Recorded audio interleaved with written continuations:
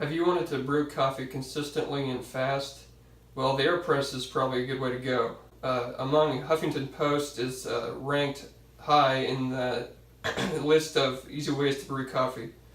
In this video, I'll teach you 3 things: what you need to brew Aeropress coffee, and 2, the actual brewing process of Aeropress coffee, and 3, any additional options you can add to the Aeropress coffee.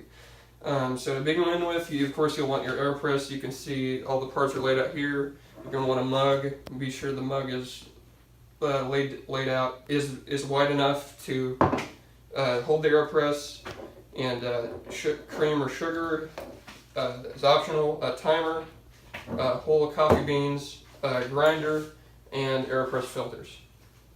The following brewing process comes from Stump Time Coffee. However, you may feel to change any of these measurements or any details and preference on how you want your coffee to taste.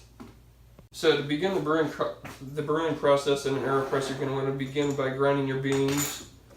And as you can see, my grinder's broken.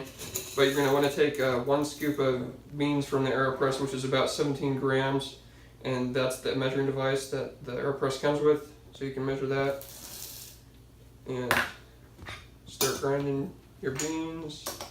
Alright, now once the beans are ground, you're ready to boil the water. Once the water's boiled, it's good to let it steep for about a minute or so. This allows it to cool and to make sure you're not burning your coffee in the brewing process. So the next step would be to take one of your filters in the Aeropress, and I'm going to rinse it. This allows things to start getting heated up, and it also takes away from any paper flavor that may exist within the filter. So the next, what I'll do is dump in my coffee grounds, and then I will get my timer. And within a 10-second interval, I will pour the coffee to the floor here marked on the Aeropress. This allows for the consistent measurement and pour rate of the Aeropress coffee. So I'm going to start my timer here. Then I'm going to take my stirring stick and I'm going to stir 10 times one way. Then I'm going to take the plunger and make a vacuum seal by putting it in at an angle and then sucking it like that.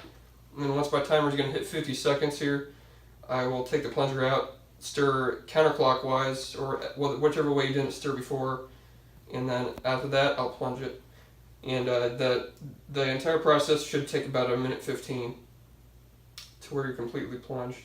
So I'm at 50 seconds about, so I'll take that, stir 10 times counterclockwise, begin the plunging.